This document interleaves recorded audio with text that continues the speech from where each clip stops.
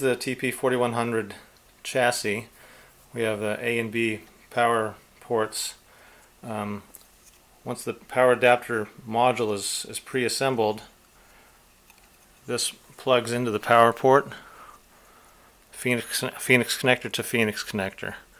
Make sure the cover's on, and it plugs right in. At this point the cover won't come off because it's captured by the front panel.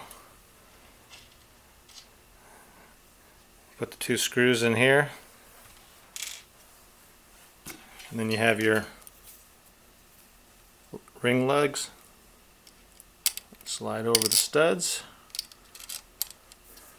put a couple nuts on there and close it up, and you're done.